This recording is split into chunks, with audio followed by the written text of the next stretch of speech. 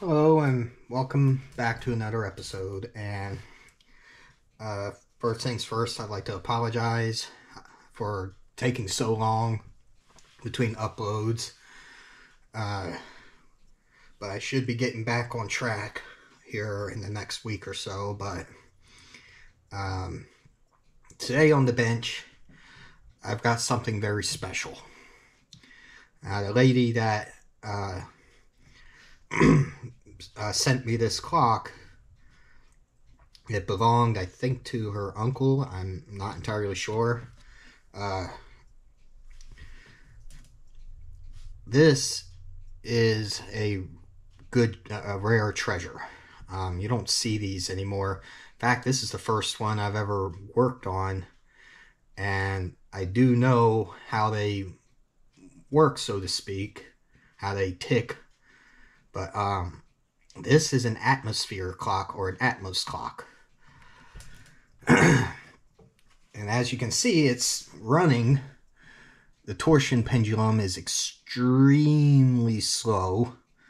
In fact, it spins on a whopping, it was about what, 2 revolutions, or cycles, I should say, not revolutions, 2 cycles a minute.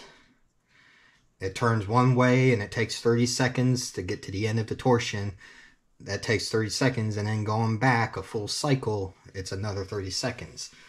The same basic technology as an anniversary clock, which, by the way, is working, but still needs work. I'll do an update video on that later. This might be a multi-part video. I think this, I'm going to kind of show what's going on with it, how it works, and then the next video I will fix the problem. Now, I've already been given the go-ahead to work on this clock. After telling her the price, you know, what the estimate is, and she's okay with that. I usually communicate with customers. They're aware of the minimum price before they hand the clock off to me. But any further work that needs to be done, labor, parts, I talk to them before I fix it and say, hey, this is going to cost this.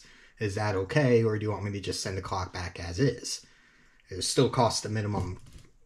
But unless they want it back broken, I mean, I'm not going to charge people for sending them back a broken clock. That's ridiculous.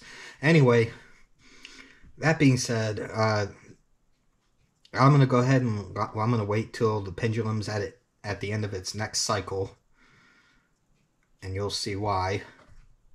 And here's an interesting feature most clocks with torsion pendulums have is a locking mechanism, which I don't think she was aware of because it was not locked when she brought it to me.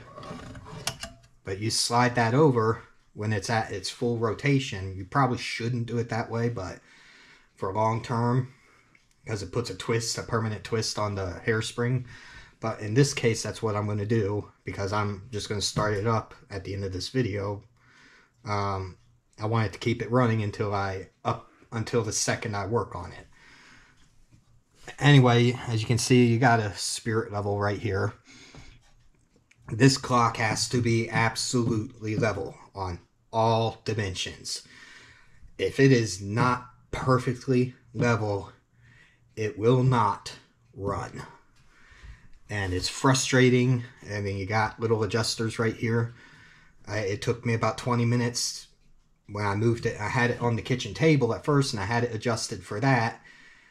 And then Dingus here, that's me, moved it to the bench and forgot to take into account, yeah, that's going to be cattywampus when I put it on here. And sure enough, so I had to spend another 10, 15 minutes or so leveling it. And that's not fun. So I'll show you kind of around. Here's the front. I apologize, you can't see that very well. Beautiful, beautiful clock. I mean, I didn't recognize this clock type. I should be wearing cots. What am I doing? Really don't feel like putting cots on, but I have the next best thing if I can find the other one. I need to be wearing gloves or cots or something. Oh, there it is. I think. Nope. Oh, yep, there it is. Okay. There. So now you commenters are not screaming at me. Yeah, they should be white cotton gloves, but these are what I have right now. But you should handle, most clocks you should handle with gloves anyway, but especially this type, you'll tarnish everything and get your grimy finger sweat all over it, and it's just not good for business. So anyway, let me turn this around kind of right here, and I cannot zoom in, but I will have it zoomed in on the next part. There is a little chain. This is the winding bellows. It changes. It kind of has a spring and fluid, kind of like a brake drum. Well, it fluctuates with changes of temperature and pressure. So there is a chain that it's attached to a pulley, to a winding stem right here. And and there's a little spring on the winding stem, which none of those are in the right position. So, so it pulls and pushes on that chain using the spring for counter, pulling or counter tension. And that slowly but surely winds the clock little by little every day. Theoretically, you never have to wind it by hand. You can by just rubbing your finger back and forth on that thing. That sounds wrong, but that's what you do. You just got to make sure not to tangle up anything.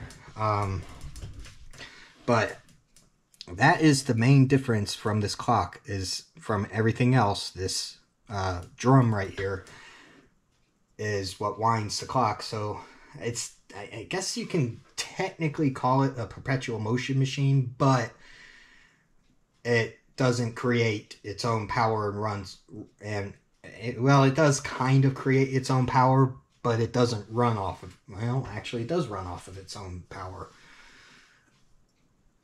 There is an outside source powering it. That's the description I was looking for. There is an external force causing there's still a transfer of energy. There you go.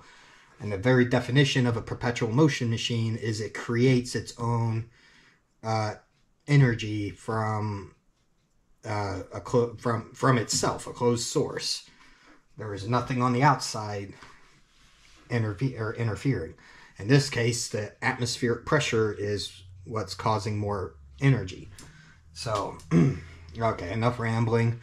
Yeah, I'm gonna split this into a couple of parts. I have yet to figure out how to get this drum off of there. I know it's possible, but the schematic I looked at was a little different than this one, but it should be the same basic theory. Yeah, I'm just, oh, okay. Yeah, I just now noticed the two little nuts right there. That's going to be a pain in the neck to get with my gloves on. I do not want to take this clock apart any further than just the drum. So anyway, I'm going to put this back to where it was level, and that's perfect right there. I'm going to switch this back on and set the time to 3:56. And I'm going to leave it at that until the next video, which may not be out for a couple of days. Anyway, thanks for joining me on this introduction video. Again, I apologize for my hiatus, however you say that. But I should be back onto a regular schedule soon. So anyways, take care. I will see you next time.